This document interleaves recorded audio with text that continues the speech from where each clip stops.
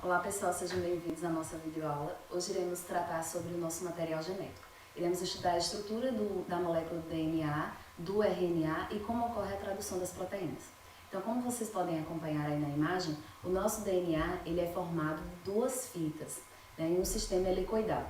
De um lado da fita ocorre a presença das bases nitrogenadas, que ficam pareadas com as outras bases da outra fita. Então, no nosso DNA nós temos adenina, que se liga à timina, e guanina, que se liga à citosina. Entre adenina e timina existem duas pontes de hidrogênio, entre guanina e citosina, 3 pontos de hidrogênio. Quimicamente falando, a molécula do DNA ela vai ser formada por uma pentose, que é a desoxirribose, pela base nitrogenada, que pode ser a adenina, a guanina, a citosina ou timina, e do outro lado vai se ligar a um grupo fosfato. Se a gente for fazer a contagem dos carbonos dessa pentose, nós vamos começar aqui deste lado, com o carbono 1, carbono 2, carbono 3, carbono 4 e o carbono que se liga ao grupamento fosfato é o carbono 5. Nós vamos ver que na estrutura do DNA existe essa contagem de 5 linhas, 3 linhas, como nós podemos ver nessa próxima imagem. Então, deste lado da molécula, a molécula é no sentido 5 linha, 3 linha, porque aqui é o carbono 5 e no final deste lado da fita livre vai estar o carbono 3. Do outro lado da fita ocorre como se fosse um reflexo desse lado, então fica ao contrário. Inicia com o carbono 3 livre e lá no final da fita vai estar o carbono 5 ligado ao grupo fosfato.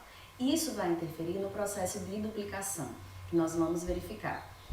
Para duplicar, ocorre sempre no sentido 3 linhas, 5 linhas. Então, se de um lado da fita ela está com carbono 3 livre e do outro lado 5 linhas, então no outro lado da fita o sentido vai ser ao contrário. Então, durante a duplicação, nós vamos ter a atuação de duas enzimas, a DNA helicase, que vai quebrando as pontes de hidrogênio, e a DNA polimerase, que vai polimerando as novas bases nitrogenadas da nova fita. Então, como nós podemos ver aqui, a duplicação ela ocorre sempre no sentido 3 linhas, 5 linhas. Então, de um lado da fita esse processo é contínuo, enquanto que do outro lado ele é descontínuo, formando o que a gente chama de fragmentos de Okazaki. Aí precisa da atuação de uma outra enzima, que é a DNA ligase, que vai ligando esses fragmentos de Okazaki, deixando essa fita de forma contínua.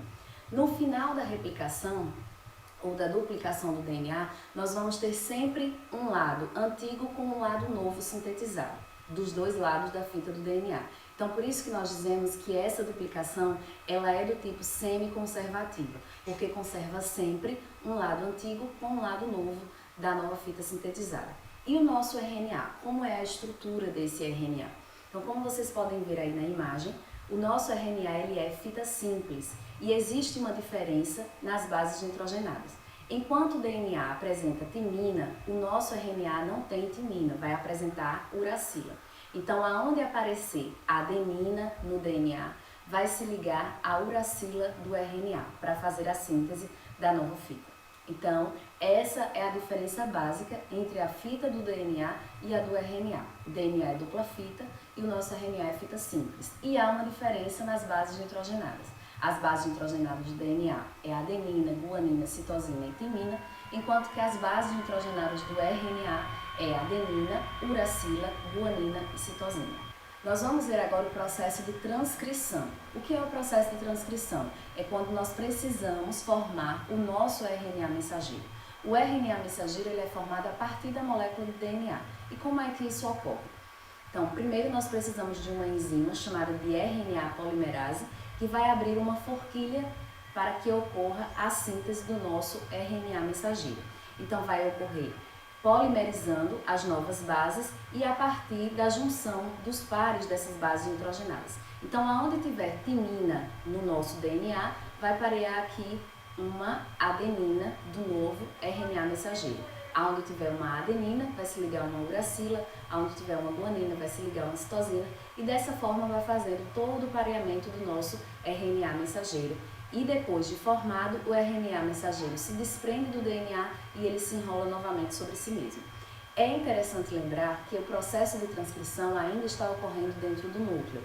Tudo que envolve a molécula de DNA está lá, dentro do núcleo. A partir do momento em que o RNA mensageiro ele foi formado, então ele sai de dentro do núcleo, através daqueles poros que existem na carioteca e vai atuar no citoplasma. Aí no citoplasma vai começar o terceiro processo, que é de tradução e que é a formação das nossas proteínas.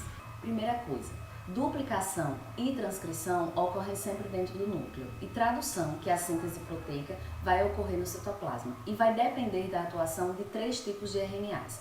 O RNA mensageiro, que é o que acabou de ser formado a partir do DNA, o RNA ribossômico e o RNA transportador. Então vamos ver na imagem como isso acontece. Então vejam, aqui o RNA mensageiro sai do núcleo com todas as suas bases nitrogenadas já prontas para fazer a síntese proteica. Vem o ribossomo que se liga a esse RNA mensageiro e que ele traz consigo o RNA transportador que leva o anticódon para cada trinca do RNA mensageiro. Então, a cada 3 bases do nosso RNA mensageiro existe um anticódon.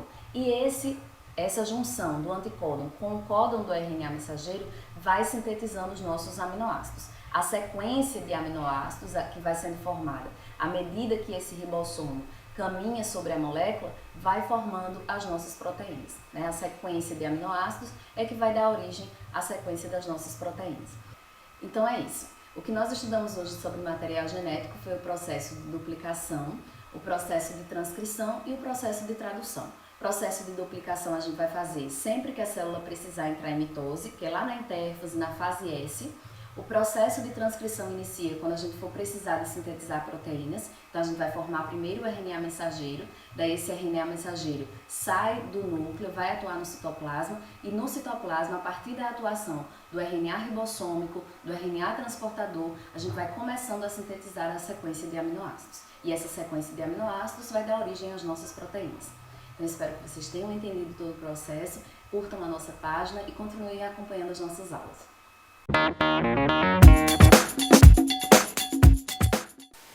Inscreva-se.